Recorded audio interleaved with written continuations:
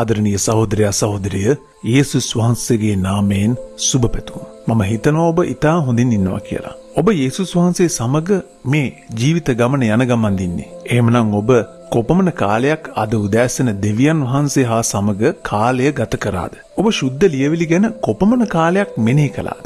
ලෝකයේ අවදි වෙන්නත් කලින් ඔබ අවදි වෙලා මේ විදිහට ස්වාමින් වහන්සේත් එක්ක කාලය ගත කරනවද? ඔබට හැකි අයුරින් දනගසා හෝ ශුද්ධ ලියවිලි කියවා ශුද්ධ ලියවිලි ගැන මෙනෙහි කරන්න. ඊට පස්සේ දෙවියන් වහන්සේත් එක්ක කාලය ගත කරන්න. උන්වහන්සේට කතා කරන්න. උන්වහන්සේගෙන් ඉල්ලන්න මට මඟ පෙන්වන්න. මුළු දවසේම ඔබ වහන්සේ මාත් සමග සිටින්න කියලා. මේ විදිහට තමයි ඔබ යේසුස් වහන්සේ සමග ගමන් කළ යුත්තේ. මොකද සමහර විට ඔබ දන්නේ නැහැ ඉදිරියේ කුමක් සඳහා මූණ දිය යුතුද කියලා. නමුත් දෙවියන් වහන්සේ එය හොඳ හැටි දන්නවා. ඒ නිසා උන්වහන්සේගෙන් ඉල්ලන්න මාත් එක්ක මේ ගමන යන්න. ඒ වගේම ඔබ වහන්සේ මාත් සමග සිටින අයට ආශිර්වාද කරන්න. මා සමග මට පහලින් වැඩ කරන අය, මා හා සම්බන්ධ අය, ඒ වගේම වීදිවල ඉන්න අය, මේ හැමෝම ගැන යේසුස් වහන්සේට යාඥා කරන්න පුළුවන්. Taman ජීවත් වෙන රට ගැන, ඒ වගේම රටේ නායකයින් ගැන ඔබ දන්නවද ස්වාමින් වහන්සේ අපට පවසන දේ? මතේයු 6:8 මෙසේ සඳහන් වෙනවා.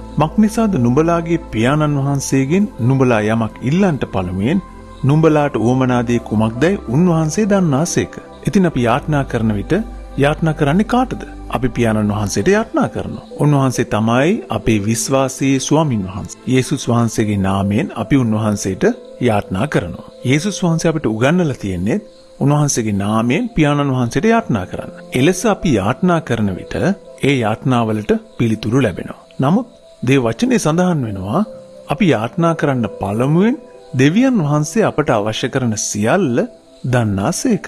ඉතින් මෙසේ සියල්ල දන්නවා නම් අපි මොකට යාඥා කරන්නේද? වගේ කැරලිකාර හදවත් තියෙන අයත් ඉන්නවා. අපි එහෙම කියන්න හොඳ නැහැ. අපි ඉහත කියූ පදයට කලින් සහ පසුව බැලුවොත් යේසුස් වහන්සේ අපිට පැහැදිලිවම කියලා තියෙනවා අපි ඉල්ලන්න ඕනේ. ඉල්ලන්නාට සම්භවේ. නමුත් දෙවියන් වහන්සේ මේ සියල්ල දන්නවා. යාඥා කරන කෙනාට තමයි තමන්ගේ ඉල්ලීම් ඉෂ්ට වෙන්නේ. සමහර වෙලාවට ඔබ යාඥා කරනකොට කියනවා නම් ස්වාමිනී මගේ දුෂ්කරතා ඔබ දන්නේ නැහැ කියලා වගේ එහෙම කියන්න හොඳ නැහැ. උන්වහන්සේ සියල්ල දන්න දෙවියන් වහන්සේ. උන්වහන්සේ සියල්ල බලා සිටින දෙවියන් වහන්සේ. ඉතින් ඔබ කියන්න ඕනේ මට අවශ්‍ය දේ ඔබ වහන්සේ දන්න නිසා ස්තුතියි. මගේ ප්‍රශ්න සියල්ල ඔබ වහන්සේ දන්න නිසා ස්තුතියි. කුඩා කල ඔබේ පියා ළඟට උදව් සඳහා ගියා වගේම ඊටත් වැඩිය දෙවියන් වහන්සේ වෙත එන්න. ඔබේ හදවත විවෘත කර යටහත් පහත්ව උන්වහන්සේගෙන් බලාපොරොත්තු විය යුතුයි. ලෝකයේ තාත්තා කෙනෙක් වුණත් තමන්ගේ දරුවට අවශ්‍ය කරන නිල ඇඳුම්, සපත්තු,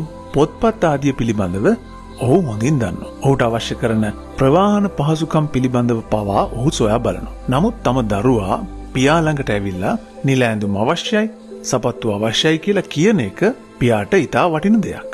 ඒ වගේම මෙසේ පියාණන් වහන්සේ ඉදිරියේ අපේ හදවත විවෘත කර උන්වහන්සේගෙන් ඉල්ලීම තුළින් අප තුල යටහත් පහත්කම ඇති වෙනවා. නිතර අප උදෙසා පියාණන් වහන්සේ කෙනෙක් ඉන්න බව අපට අවධාරණය වෙනවා. ඉතින් දරුවා යමක් ඉල්ලන විට පියා සතුටු වෙනවා වගේම අපේ පියාණන් වහන්සේත් උන්වහන්සේගෙන් ඉල්ලීම පිළිබඳව සතුටු වෙනවා.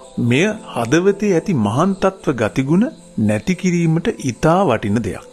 ඉතින් ස්වාමින් වහන්සේ අපට අවශ්‍ය දේ දන්නවා. ඉතින් උන්වහන්සේ දැනගෙන සිටියත් අපි උන්වහන්සේගෙන් ඇදහිල්ලෙන් ඉල්ලිය යුතුයි. ඇදහිල්ල තියන අයට නේද ඉල්ලන්න පුළුවන්. ඉතින් මේ ස්ථානයේ යේසුස් වහන්සේ අපට උගන්වන්නේ යයි. උන්වහන්සේ සියල්ල දන්නවා.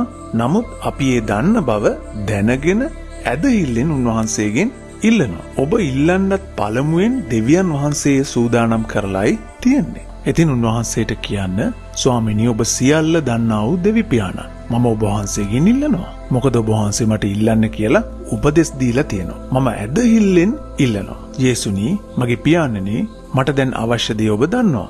මේ නිසා මගේ ස්වාමිනී මම ඔබ වහන්සේගේ නාමයෙන් ඉල්ලනවා. මාගේ මේ කාරණේදී අද මා වෙනුවෙන් හාස්කමක් කරනු මැනව. මට පියෙකු ඉන්නා බව මා අදහමි. යේසුස් වහන්සේගේ නාමයෙන් ආමේන් ආමේන්.